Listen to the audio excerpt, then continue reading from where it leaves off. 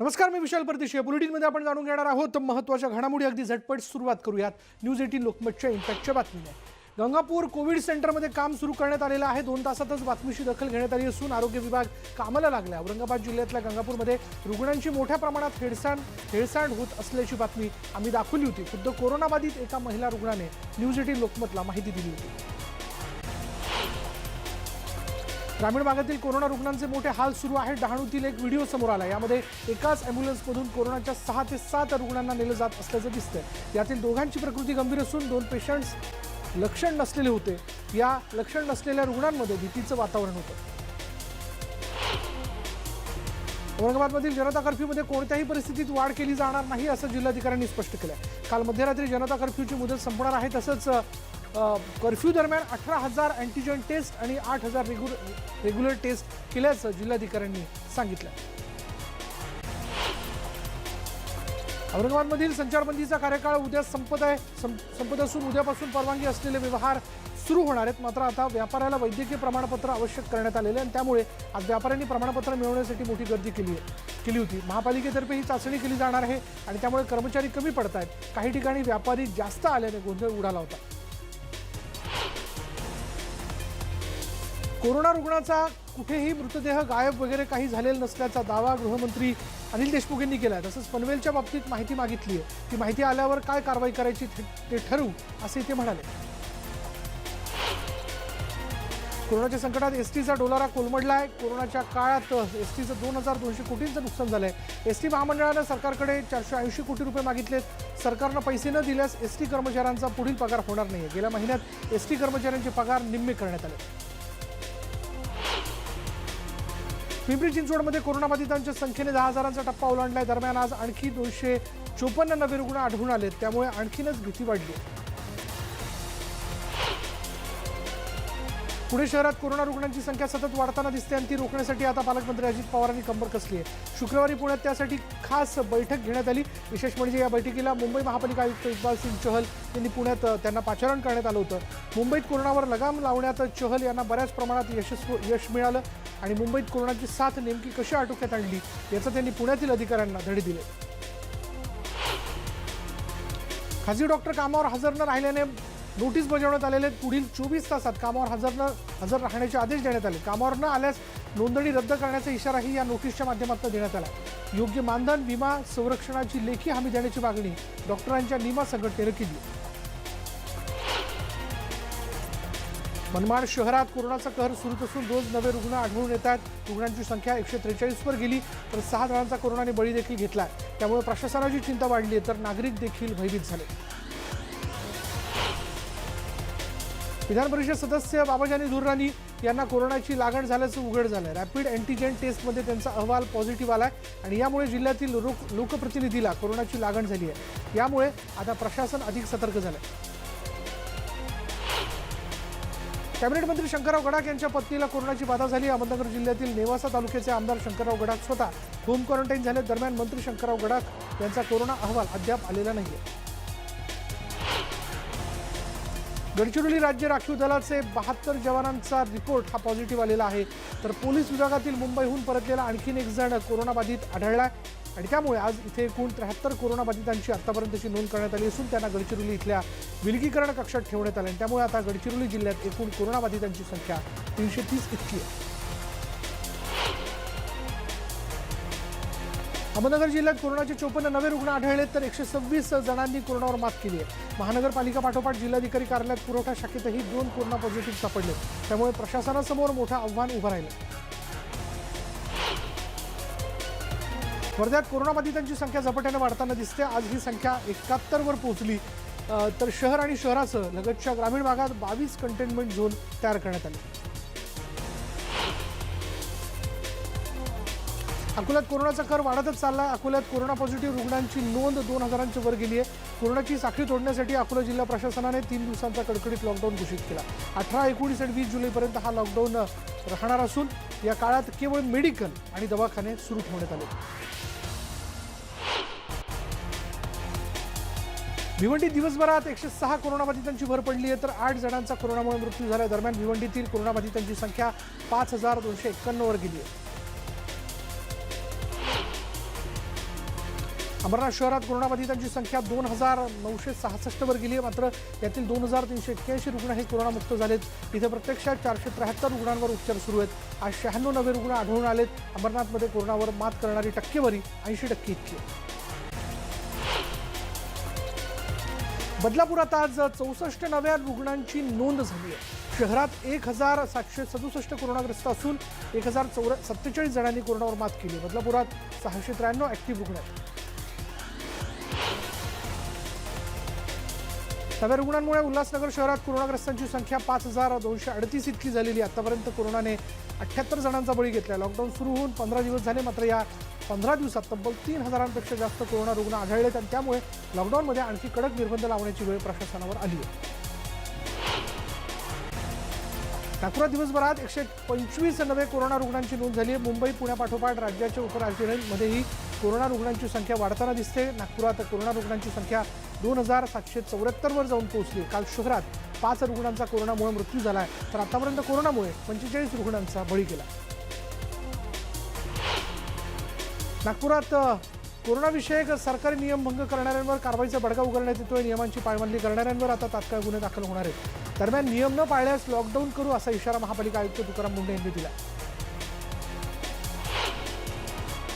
पुणे शहरात कोरोना रुग्णांची संख्या सतत वाढताना दिसते आणि ती रोखण्यासाठी आता पालकमंत्री अजित पवारांनी कंबर कसली. शुक्रवारी पुण्यात त्यासाठी खास बैठक घेण्यात आली. विशेष म्हणजे या बैठकीला मुंबई महापालिका आयुक्त इक्बाल सिंग चहल यांना पुण्यात पाचारण करण्यात आलं. मुंबईत कोरोनावर लगाम लावण्यात चहल बऱ्याच प्रमाणात यशस्वी ठरले. मुंबईत कोरोनाची साथ नेमकी कशी आटोक्यात आणली याचे त्यांनी पुण्यातील अधिकाऱ्यांना धडे दिले. खासगी रुग्णालयात कोरोनावर उपचार घेणाऱ्या रुग्णांचं समुपदेशन करून त्यांना घरी पाठवण्यात यावं असे आदेश पुण्याचे जिल्हाधिकारी नवल किशोर राम यांनी दिले. तसंच कोरोनाची कोणतीही लक्षणे नसलेल्या किंवा सौम्य लक्षणे असलेल्या रुग्णांचेही समुपदेशन करण्याचे आदेश देण्यात आले.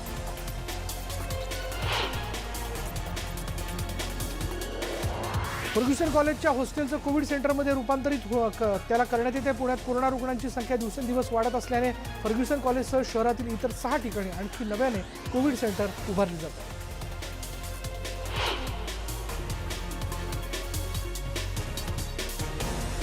नाशिकमध्ये आणखीन 400 नवे कोरोनाग्रस्त आढळलेले नवे रुग्ण आढळलेत.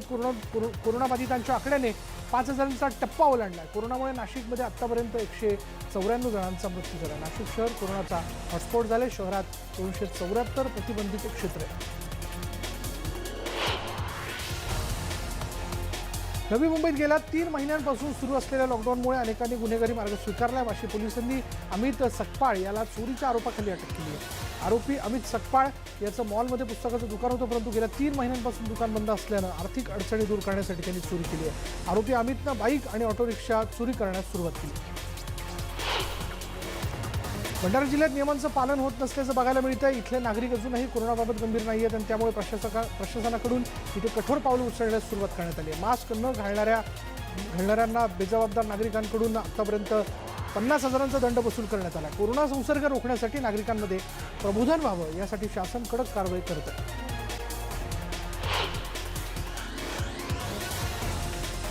सोलापुरात कोरोनाचा प्रादुर्भाव वाढतानाच दिसून येतोय आणि नागरिक मास्कही वापरत नाहीत. यासाठी सुप्रसिद्ध चित्रकार सचिन खरात यांनी सोलापुरातल्या प्रमुख चौकामध्ये जनजागृती सुरू केली आहे. चौकांमध्ये कोरोना संदर्भात माहिती देणारं पेंटिंग त्यांनी केलं आहे. त्यांनी आपल्या कलेतून साकारलेल्या सुंदर कासवाच्या शिल्पांना मास्क घालत कोरोनाविषयक जनजागृती त्यांनी केली आहे. राज्य कार्यकारिणीतून डच्चू मिळाल्यानंतर आता भाजपच्या राष्ट्रीय कार्यकारिणीतही एकनाथ खडसेंना स्थान मिळेल की नाही याबाबत सस्पेन्स कायम आहे. पंकजा मुंडे, विनोद तावडे, आशिष शेलार आणि संभाजी निलंगेकर पाटील यांचं स्थान जवळपास निश्चित आहे आणि याबद्दल आज देवेंद्र फडणवीस, भाजप अध्यक्ष जे पी नड्डा यांची भेट घेणार आहेत. खडसेंचं नक्की काय होतं ते पाहणं उत्सुकतेचं ठरणार आहे.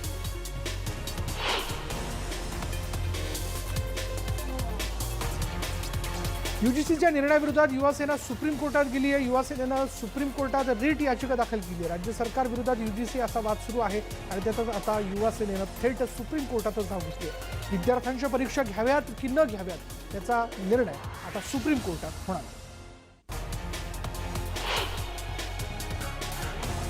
राष्ट्रवादीचे अध्यक्ष शरद पवार उद्या सोलापूर दौऱ्यावरती असणार आहेत. सोलापुरात सध्या कोरोनाचा धोका जास्त वाढतो आणि त्यामुळे या ठिकाणच्या परिस्थितीचा आढावा घेण्यासाठी पवार सोलापूर दौऱ्यावरती असणार आहेत. दरम्यान यावेळी राज्याचे आरोग्यमंत्री राजेश टोपेही पवारांसोबत सोलापूरमध्ये आढावा घेण्यासाठी जाणार आहेत.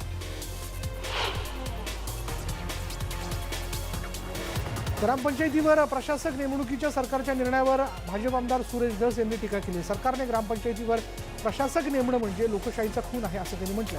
प्रशासकाबाबत सरकारने घेतलेला निर्णय मागे घ्यावा, अन्यथा ग्रामीण भागात याला तीव्र विरोध होईल असं धस यांनी म्हटलं। उपमुख्यमंत्री अजितदादा पवार यांच्याबाबत आक्षेपार्ह वक्तव्य केल्याप्रकरणी राष्ट्रवादीच्या कार्यकर्त्याकडून महिलेविरुद्ध गुन्हा दाखल करण्यात आला। शिक्रापूर पोलीस स्टेशनमध्ये चाकणच्या महिलेविरुद्ध गुन्हा दाखल करण्यात आला। अजित पवार यांच्या विरोधात सोशल मीडियावर आक्षेपार्ह विधान करून ती पोस्ट सोशल मीडियावर व्हायरल करत बदनामी केल्याबाबत राष्ट्रवादीचे कार्यकर्ते आक्रमक झाले। सुशांत सिंग आत्महत्या प्रकरणी आदित्य चोप्रांची चौकशी करण्यात आली। मुंबई पोलिसांनी आदित्य चोप्रांची चौकशी केली। आदित्य चोप्रा हे यशराज फिल्म्सचे अध्यक्ष। अभिनेता सुशांत सिंग राजपूतच्या आत्महत्या प्रकरणाचा तपास सीबीआयकडे सोपवण्याची आवश्यकता नसल्याचं गृहमंत्री अनिल देशमुखांनी स्पष्ट केलं। मुंबई पोलीस या प्रकरणाचा चांगल्या पद्धतीने तपास करतायत आणि या प्रकरणाशी संबंधित लोकांची चौकशी सुरू असल्याचंही देशमुखांनी यावेळी सांगितलं।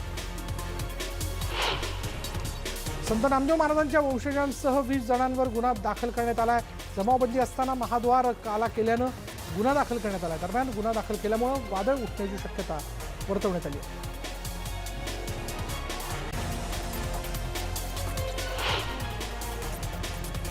नागपुरात तरुणाची दगडानं ठेचून हत्या करण्यात आली आहे। मनकापूर क्रीडा संकुलाच्या मागे ही घटना घडली। दरम्यान मृतदेहाची ओळख अद्याप पटलेली नाही, तसंच हत्येमागचं कारणही अस्पष्ट आहे। सलग दुसऱ्या दिवशी हत्येची घटना घडल्यानं नागपुरात खळबळ उडाली आहे।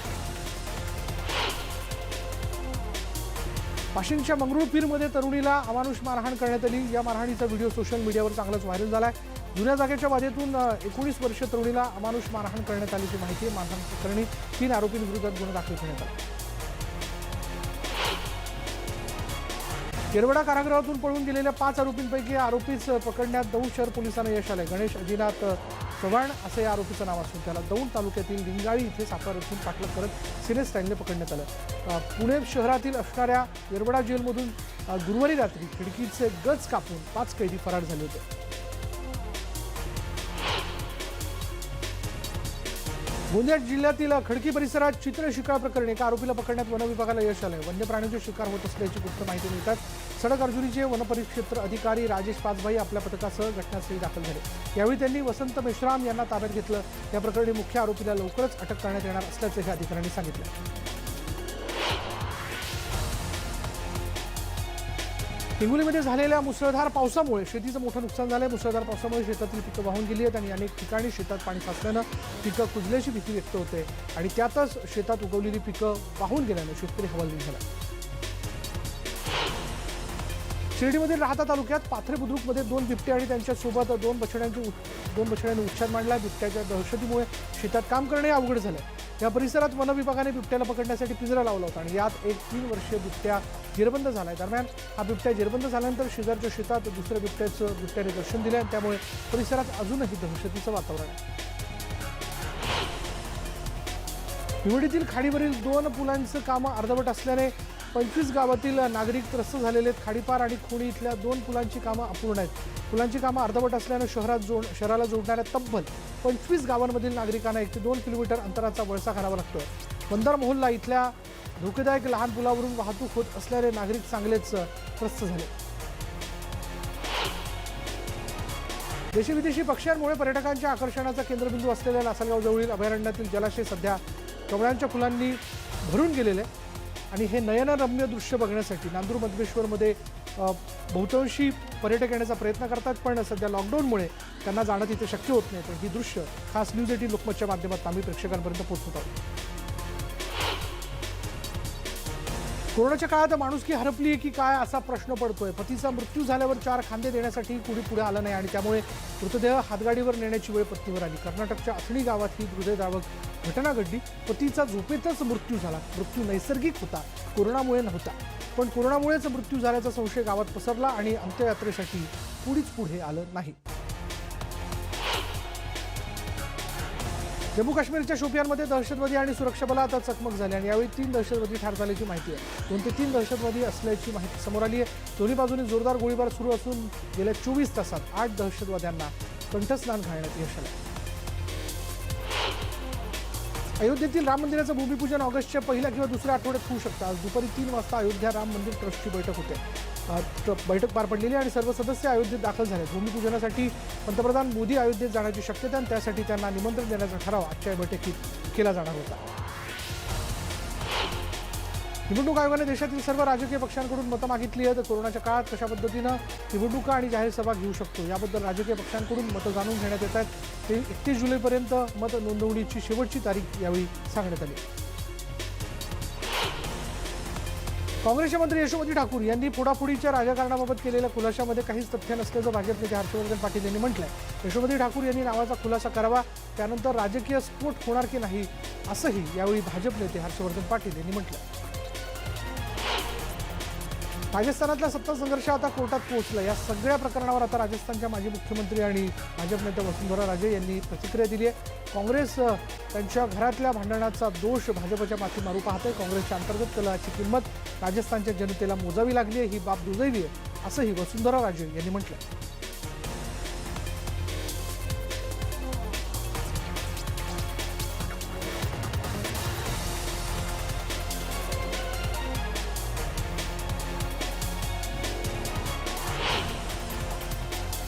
राजस्थानात राजकीय भूकंप सुरूच आहे. तर काँग्रेसने भाजपवर गेहलोत सरकार पाडण्यासाठी सत्ताधारी पक्षाच्या आमदारांना लाच दिल्याचा गंभीर आरोप केला आहे. या कथित प्रकरणात केंद्रीय जलशक्ती मंत्री गजेंद्र शेखावत यांच्या विरोधात गुन्हा दाखल करण्यात आला आणि हा आरोप शेखावत यांनी फेटाळला असून आपण कोणत्याही चौकशीला सामोरं जाण्यासाठी तयार असल्याचं त्यांनी स्पष्ट केलं.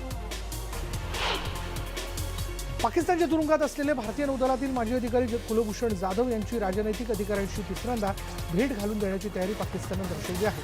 पाकिस्तानातील माध्यमांनी हे वृत्त दिले. पाकिस्तानचे परराष्ट्र मंत्री शाह महमूद कुरेशी यांनी जाधव यांची राजनैतिक अधिकाऱ्यांशी तिसऱ्यांदा भेट घालून देण्यास पाकिस्तान तयार असल्याचं स्पष्ट केलं. अनेक भारतीय कंपन्यांनी चीनसोबत व्यवहार करण्याचा टाळण्याचा निर्णय घेतलेला आहे आणि यातच आता भारतीय रेल्वेने देखील चीनला झटका देत चीनी कंपनीला दिलेलं 471 कोटींचं कंत्राट रद्द करण्याचा निर्णय घेतला. सिग्नल आणि दूरसंचार कामासाठी चीनी कंपनीला हे कंत्राट देण्यात आलं होतं. कामाचा वेग कमी असल्याचं कारण देत रेल्वेनं चीनी कंपनीला दिलेलं 471 कोटी रुपयांचं कंत्राट रद्द केलं.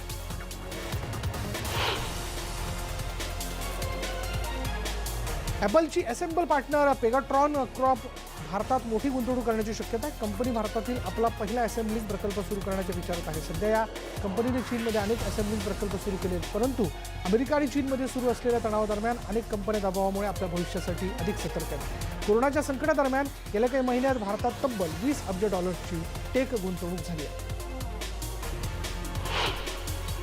आता वेळ झाली का ब्रेकची ब्रेक घेऊयात. पहा फक्त न्यूज 18 लोकमत.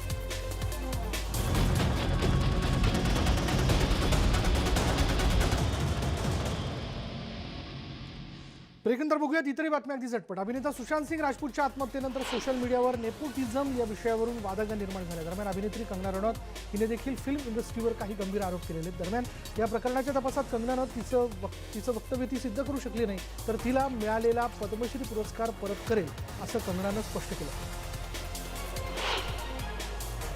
बॉलिवूड अभिनेता आमिर खान याची मुलगी इरा खानचा वर्कआउट करतानाचा व्हिडिओ सध्या सोशल मीडियावर व्हायरल होतो. इरानं जिम्नॅस्टिक करतानाचा व्हिडिओ शेअर केलेला आहे. यात जिम्नॅस्टिक रिंगवर ती वर्कआउट करते. कोरोनामुळे जगभरातील इतर व्यावसायिकांप्रमाणे सिने जगतावरही मोठा परिणाम झाला आहे. सिनेमागृहांऐवजी आता OTT प्लॅटफॉर्मवर चित्रपट रिलीज केले जातात. तर सिनेमागृहांप्रमाणे या प्लॅटफॉर्मवरही चित्रपटामध्ये स्पर्धा बघायला मिळते. 31 जुलैला OTT प्लॅटफॉर्मवर एकूण 5 चित्रपट रिलीज होणार आहेत. कोरोनाच्या पार्श्वभूमीवर अभिनेता सलमान खान होस्ट करत असलेल्या बिग बॉस या रिएलिटी शोमध्येही बदल होणार आहेत. तर बिग बॉसमध्ये नेमके कोणते बदल केले जाणार आहेत याबाबत अजून जाहीररित्या सांगण्यात आलेलं नाहीये. यावर्षीचा बिग बॉसचा हा 14वा सीझन असून कोरोनामुळे या शोमध्ये काय बदल होणार याची प्रेक्षकांना उत्सुकता आहे. बॉलिवूड अभिनेता अजय देवगण भूज हा नवा चित्रपट घेऊन लवकरच प्रेक्षकांच्या भेटीला येतोय आणि या चित्रपटाचा नवा पोस्टर रिलीज करण्यात आला आहे. कोरोना विषाणूच्या वाढत्या संक्रमणामुळे हा चित्रपट डिजिटल प्लॅटफॉर्मवर प्रदर्शित होणार आहे. या चित्रपटात अजय देवगणसोबत संजय दत्त आणि सोनाक्षी सिन्हाही मुख्य भूमिकेत आहेत. भारतीय महिला क्रिकेट संघाची उपकर्णधार मराठमोळ्या स्मृती मानधनाचा आज वाढदिवस. आपल्या धडाकेबाज फलंदाजीने कमी कालावधीत स्मृतीने अनेक विक्रमांना गवसणी घातली. आपल्या आक्रमक खेळीने स्मृतीने चाहत्यांच्या मनावर गारूड केलेलं आहे. आणि त्यासोबतच परदेशात होणाऱ्या महिला क्रिकेट लीगमध्ये खेळणारी ही पहिली भारतीय खेळाडू आहे. अशा मराठमोळ्या स्मृतीला वाढदिवसाच्या शुभेच्छा. वेस्ट इंडिज विरुद्ध इंग्लंड असा दुसरा कसोटी सामना सुरू आहे. कसोटीच्या दुसऱ्या दिवसाखेर वेस्ट इंडिजने 1 बाद 32 धावा केल्या. तत्पूर्वी इंग्लंडने पहिला डाव 9 बाद 469 धावांवर घोषित केला. खराब सुरुवातीनंतर इंग्लंडच्या डॉन सिबली आणि बेन स्टोक्स यांनी अप्रतिम खेळ करत इंग्लंडला मोठी धावसंख्या उभारून देण्यास मदत केली. स्टोक्सने 176 तर सिबलीने 120 धावा केल्या. वेस्ट इंडिजकडून फिरकीपटू रॉस्टन चेसने 5 गडी बाद केले. सलामीवीर डॉन सिबले आणि मधल्या फळीत अष्टपैलू बेन स्टोक्सनं झळकावलेल्या षटकांच्या जोरावर यजमान इंग्लंडने दुसऱ्या कसोटी सामन्यावर आपलं वर्चस्व निर्माण केलं. स्टोक्स आणि सिबले यांनी विंडीजच्या गोलंदाजांचा समाचार घेत चौकार फटकेबाजी केली. सिबलेने 120 तर स्टोक्सने 176 धावा केल्या. स्टोक्सच्या खेळात 17 चौकार आणि 2 षटकारांचा समावेश होता. या शतकी खेळीचं बेन स्टोक्सने दिग्गज खेळाडूंच्या पंक्तीत आपलं स्थान पक्क केलं. IPL मधील संघ डेक्कन चार्जर्स विरुद्धचा करार 2012 मध्ये अचानक रद्द केल्याप्रकरणी BCCIला 4,800 कोटींचा दंड ठोठावण्यात आलेला आहे. मुंबई हायकोर्टाच्या लवादाने हा निर्णय दिला. आर्थिक व्यवहार योग्यपणे न हाताळण्याचं कारण देत BCCIने हे डेक्कन चार्जर्स विरुद्धचा करार मोडीत काढला होता. याविरोधात डेक्कन चार्जर्सने मुंबई हायकोर्टात याचिका दाखल केली होती.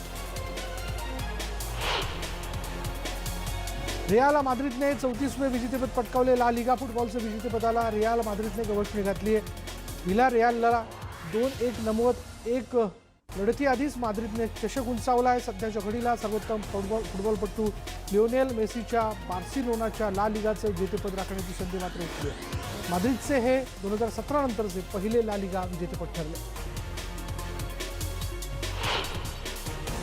टोकियो ऑलिम्पिक क्रीडा स्पर्धा सध्या 1 वर्ष लांबणीवर टाकण्यात आलेली असली तरी या वर्षीप्रमाणेच स्पर्धेचं वेळापत्रक असणार आहे. तसंच लढतीचं ठिकाणही सारखंच असणार आहे. यासंबंधीची माहिती टोकियो संयोजन समितीकडून आंतरराष्ट्रीय ऑलिम्पिक समितीला देण्यात आली आहे. ऑलिम्पिकचा उद्घाटनाचा शुभारंभ पुढील वर्षी 23 जुलैला होणार आहे. IPLच्या 13व्या हंगामाचं आयोजन यंदा दुबईत होणार यावर आता लवकरच शिक्कामोर्तब होणार असल्याचं कळतं. ऑक्टोबर-नोव्हेंबर दरम्यान BCCI IPLचं आयोजन करण्याच्या तयारीत आहे. भारत सरकारकडून अधिकृत परवानगी आणि ऑस्ट्रेलियात होणाऱ्या T20 विश्वचषकाबद्दल ICCने अधिकृत भूमिका जाहीर केल्यानंतर BCCI या संदर्भात लवकरच घोषणा करणार आहे. तर शुक्रवारी BCCIच्या वरिष्ठ कार्यकारिणीची एक बैठक पार पडली. त्यात या निर्णयावर एकमत झाल्याचं कळतं. यानंतर स्पीड न्यूज बुलेटिनमध्ये इथेच थांबणार आहोत. पहा फक्त न्यूज 18 लोकमत.